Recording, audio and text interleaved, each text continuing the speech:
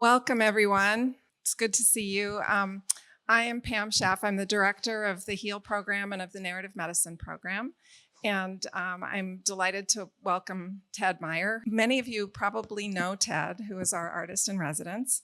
And he is an internationally recognized artist, curator, writer, and patient advocate who we've had the good fortune to have here at Keck as our artist in residence for 10 years, right? Starting 10. Okay.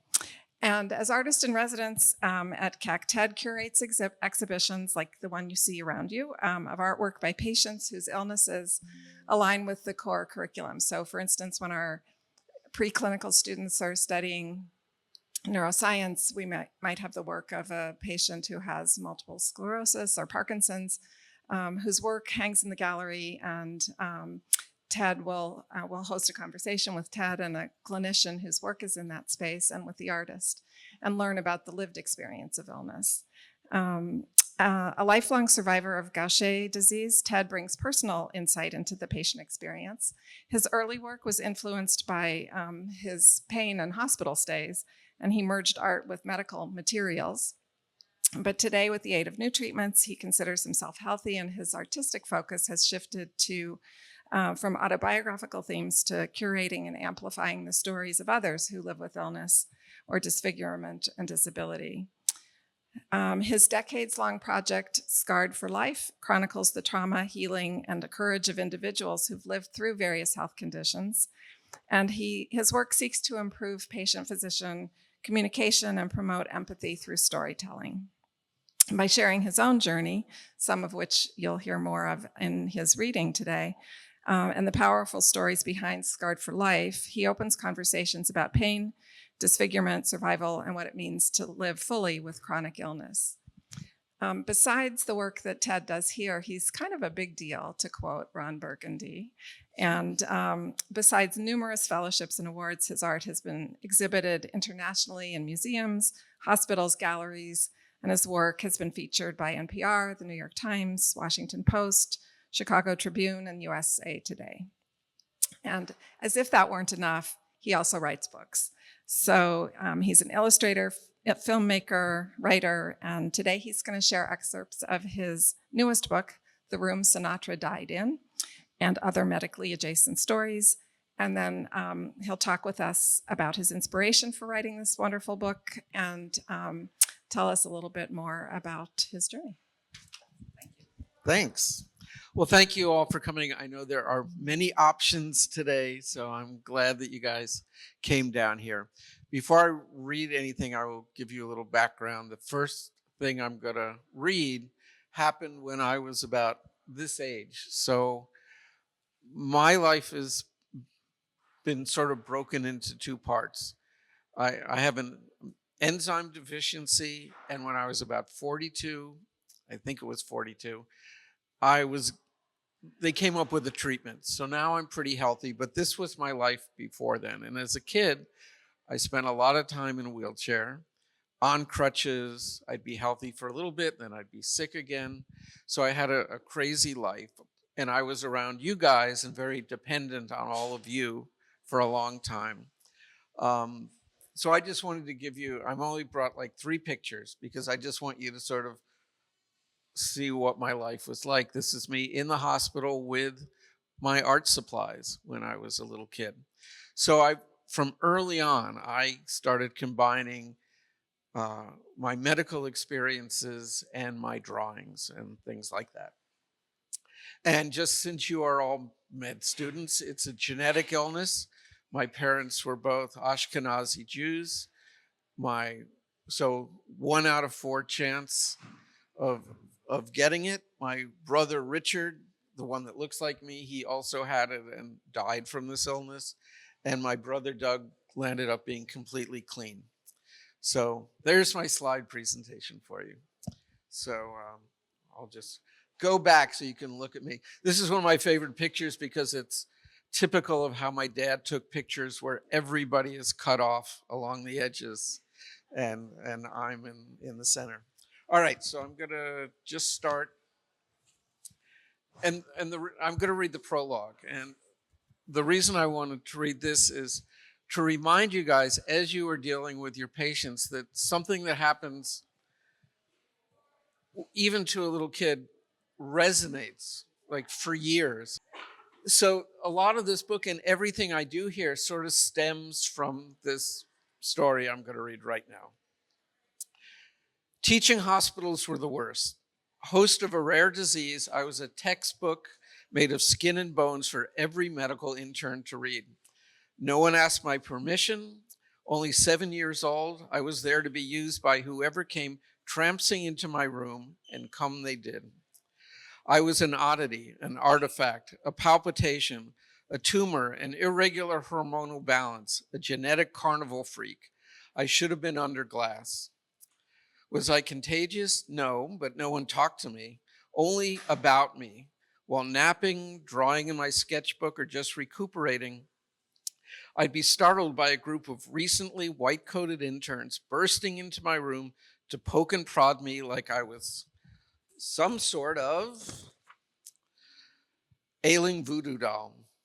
Leading this band of torturers would be a seasoned attending physician with a silver clipboard that he held in notes on the day's curiosities. He, and it was always a he back then, seemed indifferent to the annoyances that his intrusions were causing. Learning was learning, and there was the right way, and it was his way. One day in 1965, the attending, puffing away on a cigarette, addressing a wall of future doctors, said, "This patient has Gaucher's disease. What can you tell me about him?" I possessed at the time a huge spleen, one of the symptoms of Gaucher's, and I looked like one of those starving kids you would see on TV ads at 3 a.m. while a disembodied voice begged for 78 cents a day to change a life. It could not have been more obvious that something was wrong inside of me. The minions remained silent. Eventually, the attending physician pointed to my enlarged gut with his cigarette, noting its abnormal size. Then, without asking me, he instructed each of the dozen students to tap on my stomach to get a sense of my problem. I felt like a melon in the supermarket. And during this tapping, he rambled off some fun facts about my potential fate. Skeletal abnormalities, anemia, clotting problems, avascular necrosis, neurological complications, cancers, and melanoma. This is so rare. He was very excited. He seemed joyful at my lack of a future. He won't live much past adulthood, is a comment no second grader should hear without follow-up counseling. That assault and a few others stuck in my head for years. How could a big hospital allow this behavior? How could a doctor be so blind to the effects of his words on a child? Pissed off, I continued living, a fact that I'd love to rub in old Doc Cigarette's face had we ever crossed paths again. Of course, he'd be ancient by now, and giving the smoking, he's surely dead. Being sick gave me an interesting perspective for observing the world around me. These stories are my observations as I remember them, but I was on a lot of pain medication at the time. So, sorry. I'm really bad at reading out loud. You're really good at reading out loud. So I guess my first question is, you've been a visual artist all your life. What inspired you to write this book? Well, there's certain, I always say that I bring in the artwork here because there are things that words and hormonal tests and all the lab tests you guys do can't tell. And I think this work is a perfect example. I mean, you look at this piece of Ashley's and the isolation in her face, but there's also some things, stories that are longer that do need to be written. So there's a balance. And after a certain amount of time, I just thought, well, I'm going to write these things down.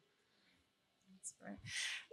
When I was reading the book, one of the things that struck me is that I've known you for more than 10 years, and I am always astonished, but now I guess I'm astonished and not. I'm used to it now, but you have an incredibly sort of apparently optimistic view of the world. And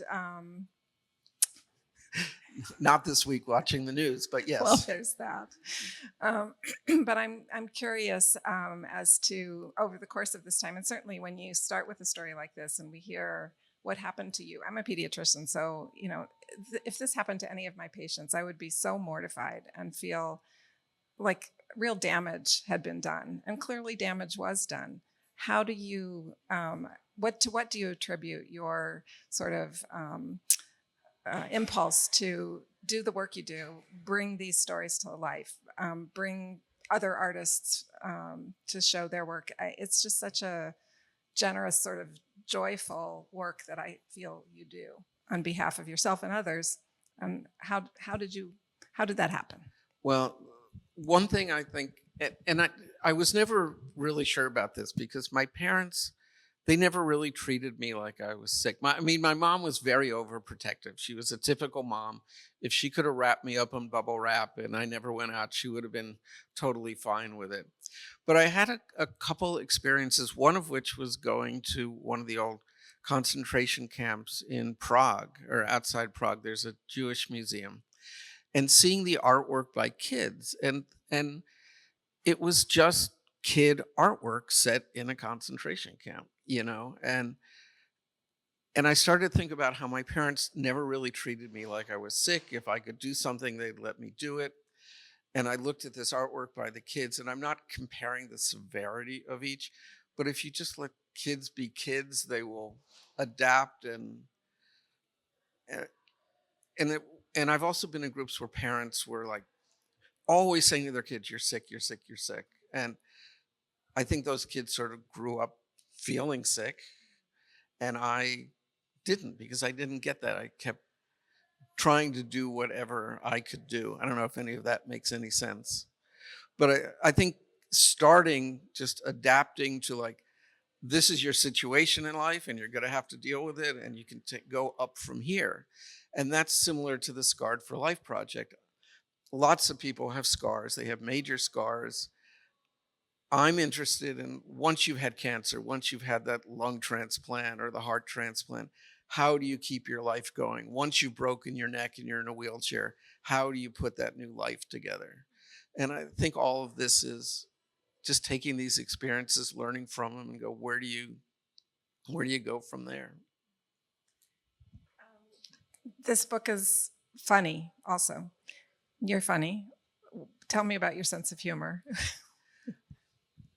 Well, Ashkenazi Jews, we are very funny people. And maybe you're part Sephardic, who knows?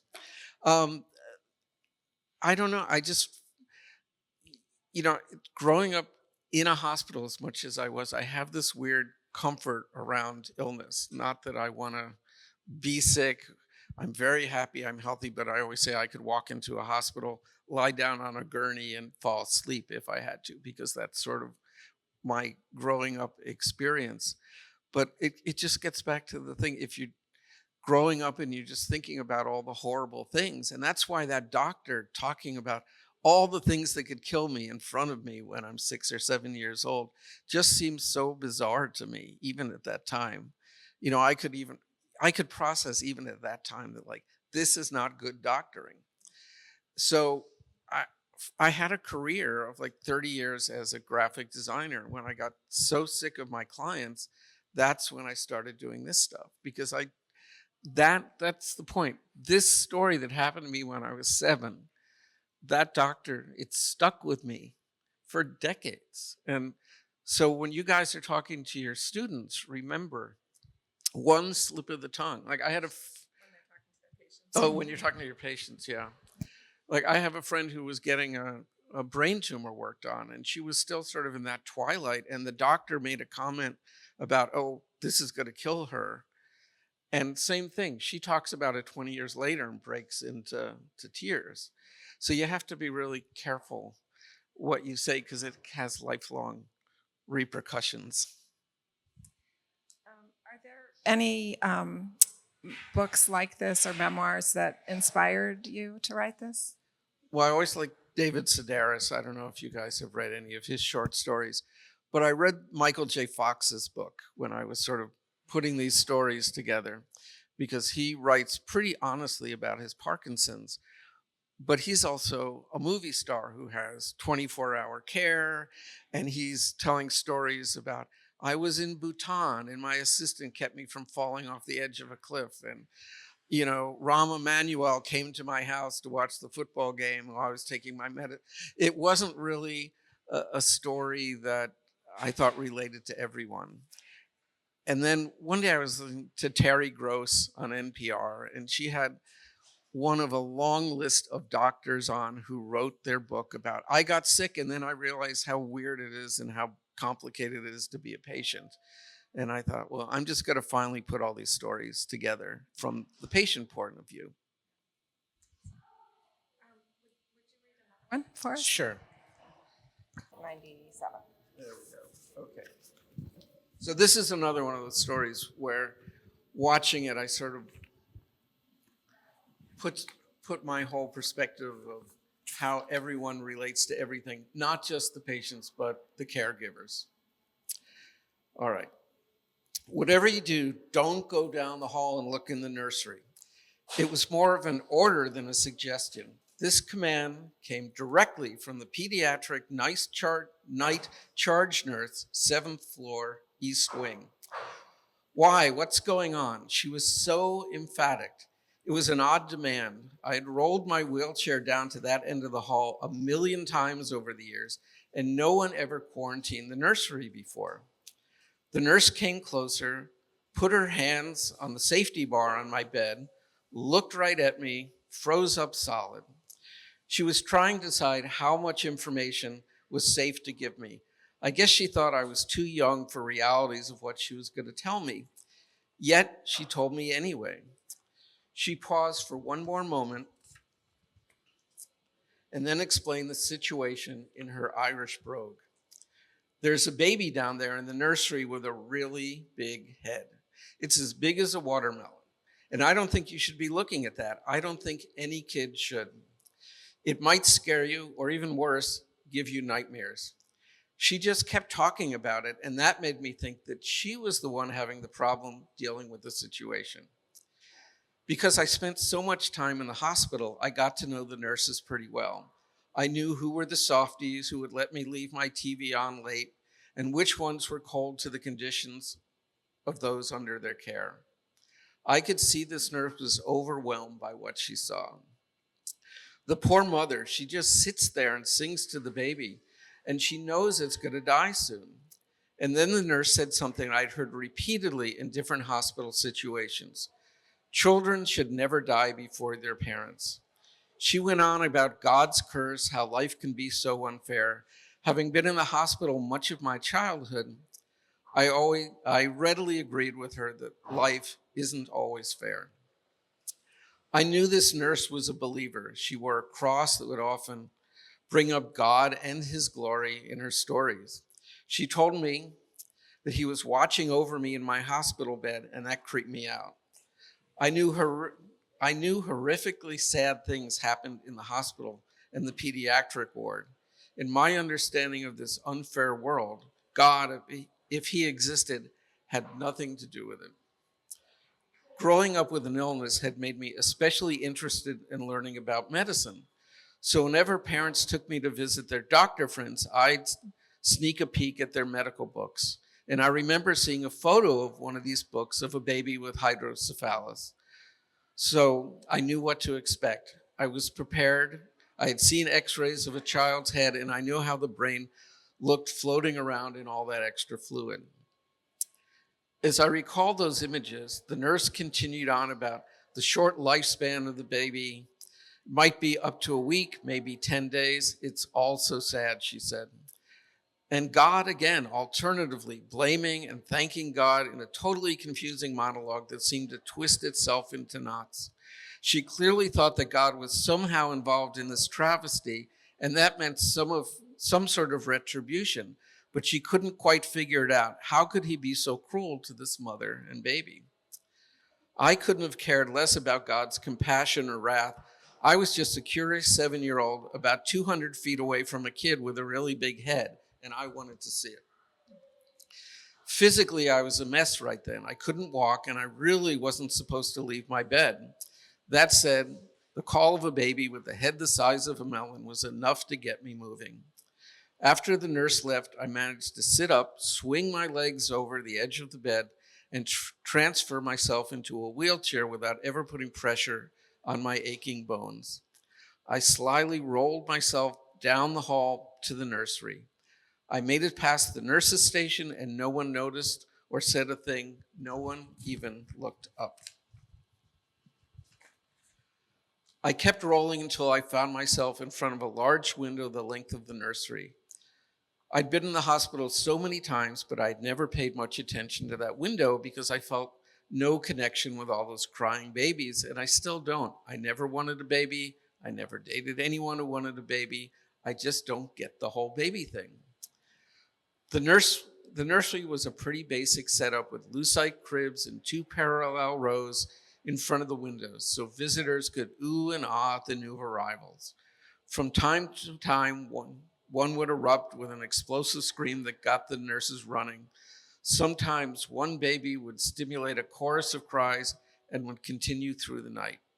Mostly, however, it was a room filled with joy. No one thought about the future of how these kids might grow up to tangle with their now cooing parents. Every newborn was fated to be the president, a movie star, or a Nobel Peace Prize winner. At that moment, there was not a single future meth addict or parental disappointment in the room. On the right side of the nursery, but still in view from the window, was a rocking chair. And on this day, there was a brand new mom in the chair, and she was rocking back and forth and singing to her baby. Its deformity was clear, a very large and elongated head. She cradled him like any mother would, but she used her full upper arm bracing his head for support. And she was singing songs and rocking him back and forth. And if you didn't see the baby, you'd think everything was normal. A mom obviously in love with her child, caring for it as much as any mom possibly could. Maybe even more, knowing that she had at most a few days to give it all her love.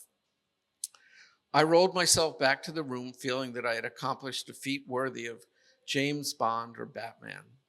I got into the nursery undetected, seen the baby, made it back to my room without being stopped. Today, I still think about that mother and baby. The maternal love was palatable. Her acceptance of the situation, though painful, was real. And together, in the corner of the nursery, mother and baby were making every moment count. It wasn't the catastrophic, unbearable sight the nurse had tried to protect me from. Instead, I witnessed an act of unconditional love, something every child should know. The mother was in love with her baby and letting him know just how much in the short time they had. She wasn't denying reality. She was accepting what life had given her and making the most of it. The mother appeared to have made peace with what happened and what would soon happen. Maybe she arrived there through inner strength, or maybe she had a strong belief in God that allowed her to see it as all part of a larger plan. The nurse overseeing the situation seemed to be the tormented one. Her God was doing something horrible for some indiscernible reason that she couldn't rationalize without accepting it. He was mean-spirited and vindictive.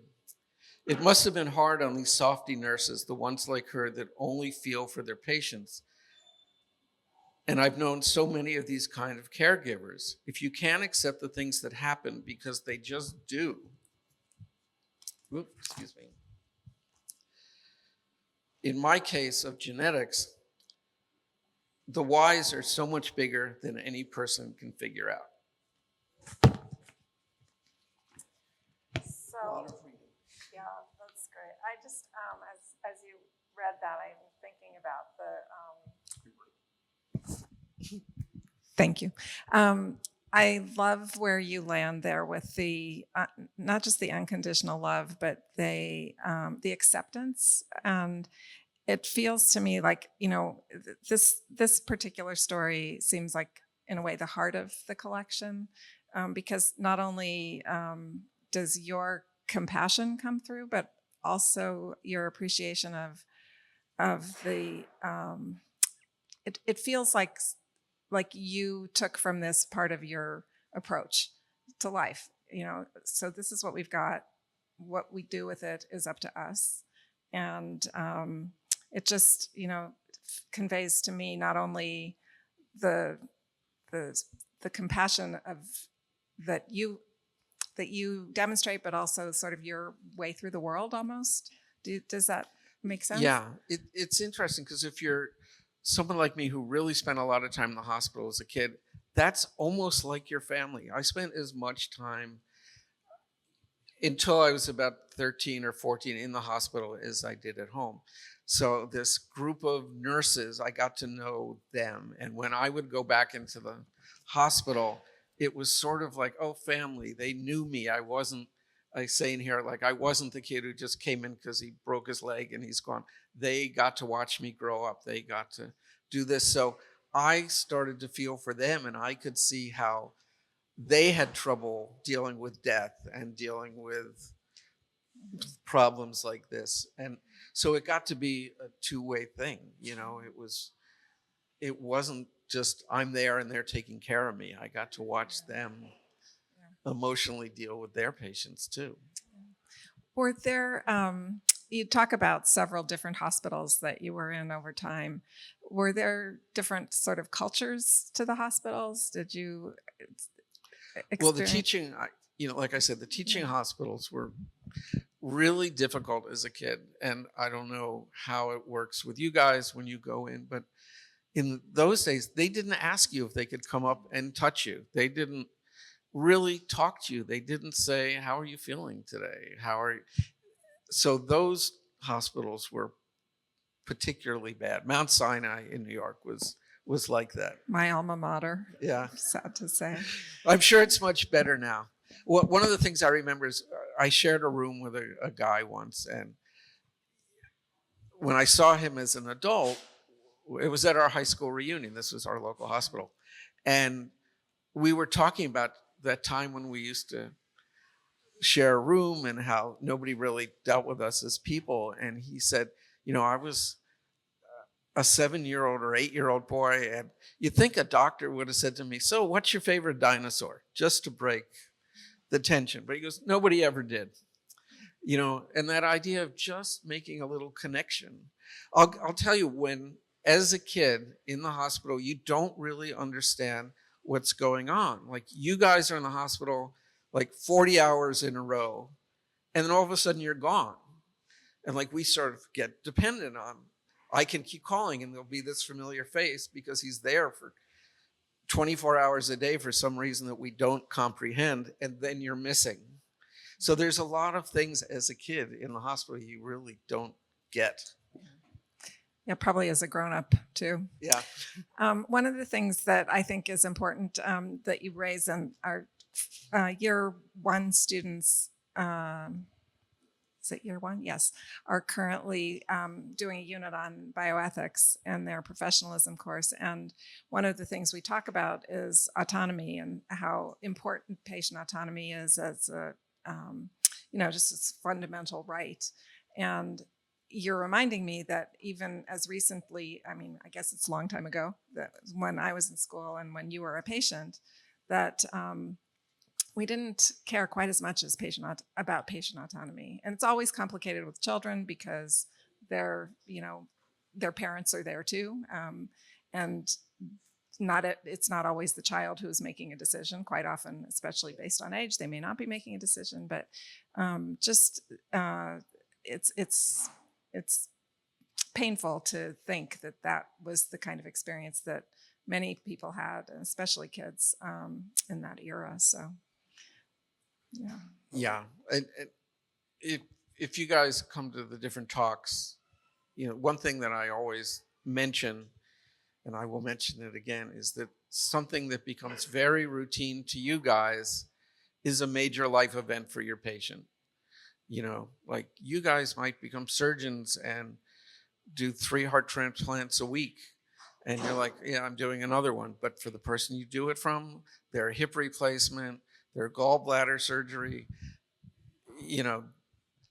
it's the major event of their life, and it's routine for you guys. And you guys have to be able to balance that when you're talking to them. And remember that something that's nothing to you is really stressful for them, and the lack of privacy, and you're poking them and you're asking questions that they've been asked 12 times that day, all this stuff to make them feel comfortable.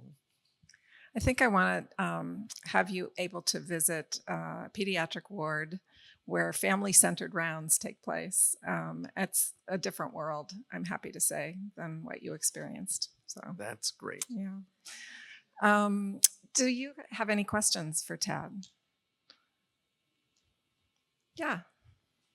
You have an amazing story, Ted, and it really so touches my heart. Have a point in your story that's so dramatic, and that is you were living with a disease that was fatal for the first, let's say, half of your life. And I'm wondering how your healthcare team work with you as an adult. Were they encouraging you to get into clinical trials? How are they talking to you about the future as it went on? And then all of a sudden, there's something that treats you and it saved your life. And then here you are today. It's an amazing point. I'm wondering, and did it change you when suddenly you thought, I have a future? Okay, so this is a big thing. I always tell people I've had the Benjamin Button's life. Like, I grew up with all the things. I'm in a wheelchair, I'm using a cane, and then I'm healthy. A couple things. And I will start with the fact I just married my girlfriend of 17 years, and we had dated when I was still sick. And at that point, I was a really shitty boyfriend because, like, I'm going to die, so I would like to sleep with a lot of people before I die, which did not go over very well with her. We lasted about 9 months and broke up. And then 17 years later, she pops up on Facebook, and I write her and I said, "Oh, I heard you're doing great." And her response was, "How come you're not dead yet?" was was the first response. So a number of things. Growing up, I was told maybe you'll make it to 30. I knew one other person who had this illness besides my brother. She died at about 20, 21. So I assumed that was my. So I didn't take anything seriously. No 401k. I would get jobs, but as soon as I had enough money to travel, I'm like, I'm going to Europe, I'm going to Africa, I'm going somewhere. And then all of a sudden they're like, here's a treatment, you'll probably live another 30 years. And I'm like, oh, now my retirement plan was to die. So I had to now all of a sudden, I need to start a bank account. I need to be serious. Maybe I should have a career. And so it was a total turnaround in my life. So if the doctors had said to me all along, like, oh, well, this illness you have, there's like 12 genetic markers, and sometimes it's really bad, and we can't really, so maybe you'll die at 20, but maybe you'll live to 60, which would have been a more accurate thing. Maybe I would have taken things a little more serious early on. But there really was a certain point. And during the AIDS crisis, I had a number of friends that had the same thing. They sold their insurance policies, they got ready to die, and then all of a sudden AZT and the drug treatments came out, and they had basically mortgaged their futures to die, and now they're still alive. So it was a crazy time. Yeah. So, I've only gotten through the first chapter of your book, and I can see that the theme of acceptance is kind of going through your story. But reading about your mom and how much she just accepted that she was going to be a caregiver her entire life, taking care of your grandmother, taking care of your father, taking care of the two of you. Um, how much did that impact your ability to just overcome whatever it was? All right. Could you guys hear that in the back? So my mom she sort of grew up somewhat debutante in Connecticut. And her mom ended up getting a brain tumor in 1934 and had it removed. It left her paralyzed. So she took care of her mom. Then she had these two sick kids. They finally come up with a treatment. My dad starts getting dementia. My dad dies. My brother develops Parkinson's. so she basically her whole life was a caregiver. And you're going to find this when you guys deal with family. I mean, there's people that they decide that's their job, and you know, they're going to be difficult probably for you to deal with. I'm sure my mom was very difficult. But one of the things writing this is I sort of re-looked at the relationship with her, because she was so protective. She was didn't want me to do anything. She didn't want me to travel. She didn't want me to, like I said, if she could have kept me in the house. But my dad was more sort of go out and have a life sort of thing. But while writing this, I had never really sat down and thought, geez, she lived to be 85, and probably 65 years of that she was a caregiver. And that's quite a burden. And I didn't understand that that led to her drinking and to her depression, because she didn't get to do the things other people did. So now I look back and think she might not have been the best mom on a day-to-day basis, but she was an amazing caregiver for all of us. And that never sunk into me until I started writing. So that's a good example of something why I write, as opposed to that I couldn't really put in a painting. Yeah, that's I in my own experience, and I know we talk about this in narrative medicine as well. We discover what it is we know through writing, often. So we're lucky that you did do that. Other questions? About So what? the Oh, title, yes. I have a great story with the title. So I don't want to give the whole thing away, but basically I went into the hospital, and that story is about how annoying it is to do the same paperwork over and over and over again. And at Cedars, I don't know if you guys know Cedars, but there's this whole wing where the celebrities go. No normal people get to go there. So when you go in, they always say, do you have a special request? And I knew they meant dietary, but I said, I want the room Sinatra died in. And I was like, if I'm going to die during this operation, I want to have like Sinatra's room. And then I got this long explanation from them of like, we can't tell you what room it is.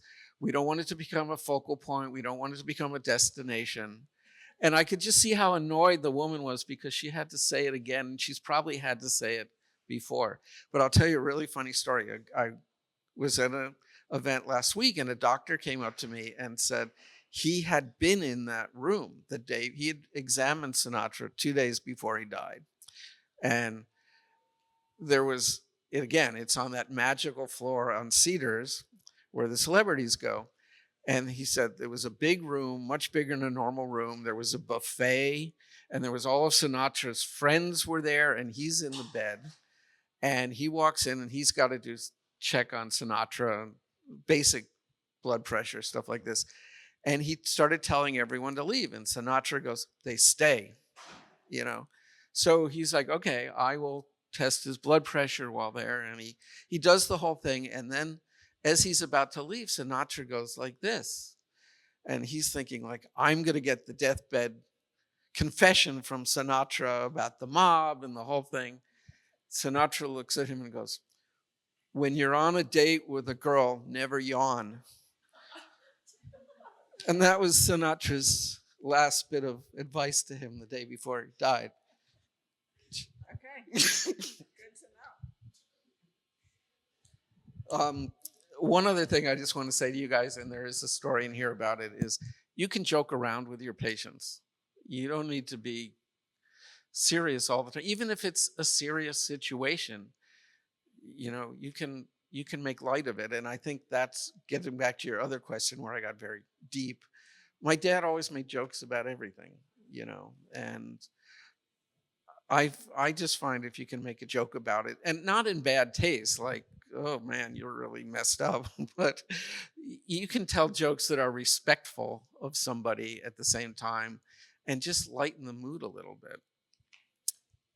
I think when we talk about cultural humility or narrative humility, we talk about recognizing that we we may never understand fully someone else's experience, but we can still be present, be responsible for what they tell us, and, as you know, bring your humanity, your compassion, and your humor. And obviously you're, reading the room, reading the situation, but to be able to, to just be human with our patients, I think, is what patients want from us. So.